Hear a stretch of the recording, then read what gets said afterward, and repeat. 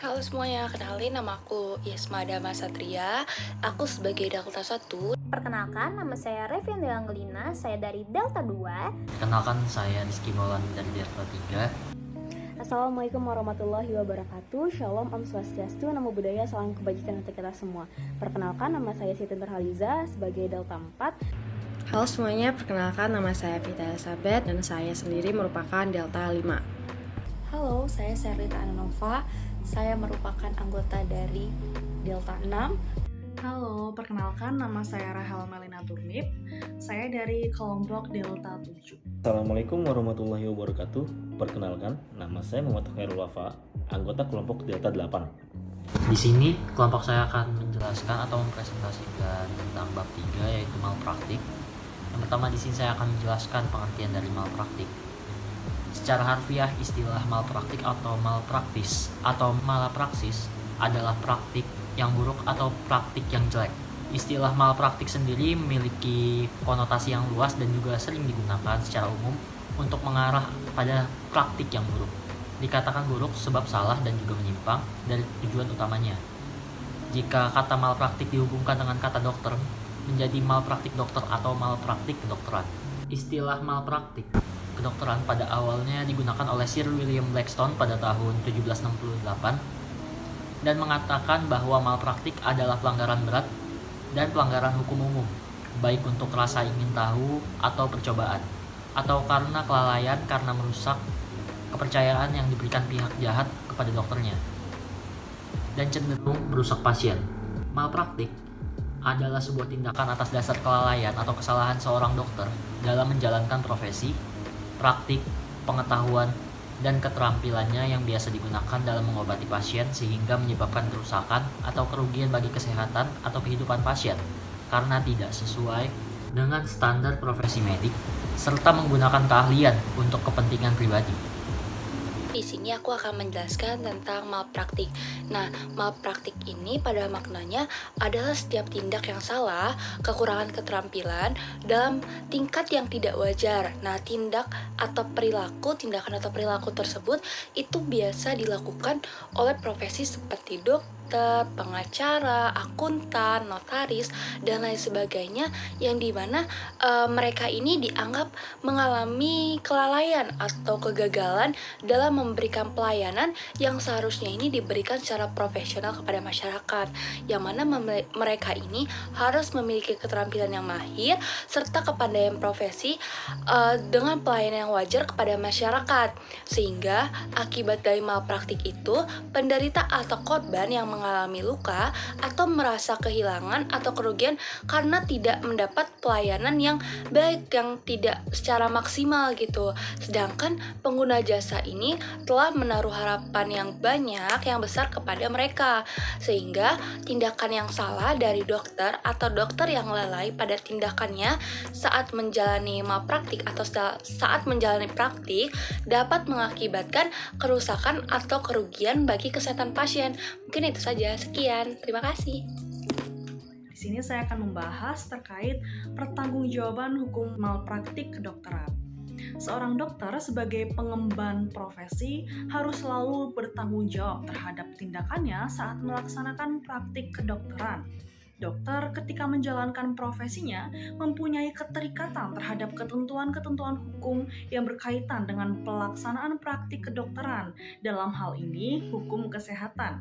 Maka dari itu diberlakukan sanksi hukum jika dokter telah melakukan tindakan malpraktik kedokteran sebagai bentuk pertanggungjawaban hukum. Tujuan meminta pertanggungjawaban perdata pada dokter secara hukum ialah untuk mendapatkan ganti rugi. Sekian dari saya, terima kasih. Ini saya akan memaparkan materi tentang sanksi administrasi. Jadi, sanksi administrasi itu yang didapatkan oleh kedokteran atau tenaga medis yang melakukan malpraktik, yakni pemberian peringatan tertulis atau rekomendasi penyebutan surat tanda registrasi atau surat izin praktik dan atau kewajiban mengikuti pendidikan atau pelatihan di institusi pendidikan kedokteran.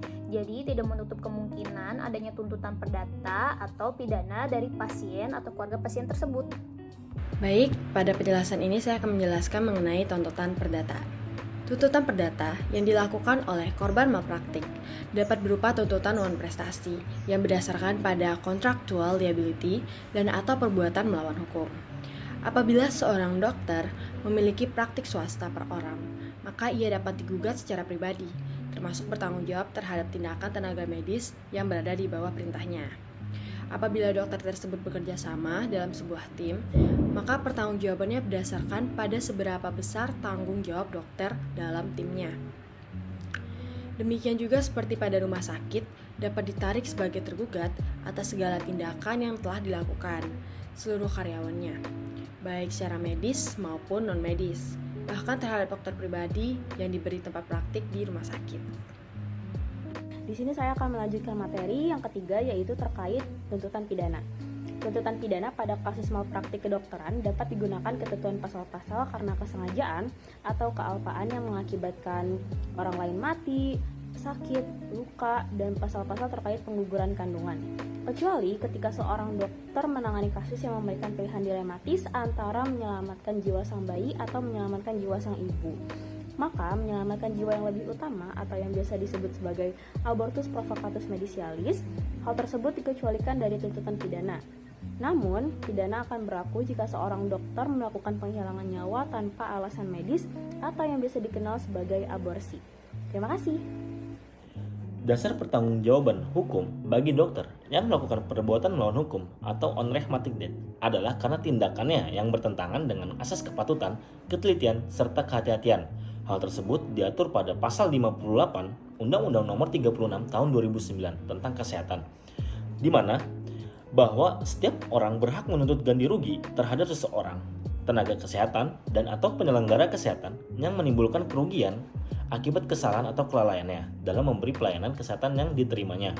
Diperjelas pada pasal 1365 Kitab Undang-Undang Hukum Perdata yang menyatakan bahwa perbuatan yang dilakukan dengan sengaja ataupun dilakukan karena kurang kehati-hatian atau kealpaan memiliki akibat hukum yang sama, yaitu pelaku tetap bertanggung jawab mengganti seluruh kerugian yang diakibatkan dari perbuatan melawan hukum yang dilakukannya. Di sini saya akan memaparkan mengenai 4 syarat dalam mengajukan perbuatan melawan hukum berdasarkan pasal 1365 KUH Perdata, serta ingin memaparkan mengenai prinsip tanggung jawab hukum dalam perbedaannya. Dalam mengajukan perbuatan melawan hukum dengan pasal 1365 KUH Perdata, di mana harus memenuhi 4 syarat. Yang pertama, pasien harus mengalami kerugian. Kemudian yang kedua itu harus ada kesalahan ataupun kelalaian baik perorangan oleh pihak rumah sakit ataupun pegawainya. Kemudian yang ketiga itu adanya hubungan atau korelasi antara kesalahan dengan kerugian. Dan yang terakhir, yang keempat itu adanya perbuatan yang melanggar hukum. Tidak berhenti sampai di situ saja, kemudian ada pemaparan mengenai prinsip tanggung jawab hukum yang dapat dibedakan menjadi yang pertama itu ada praduga tanggung jawab berdasarkan unsur kesalahan. Kemudian yang kedua itu ada prinsip praduga berdasarkan selalu tanggung jawab. Yang ketiga itu ada praduga untuk selalu tidak bertanggung jawab. Yang keempat itu ada prinsip tanggung jawab yang dilakukan secara mutlak. Yang kelima itu ada prinsip tanggung jawab yang dilakukan dengan pembatas.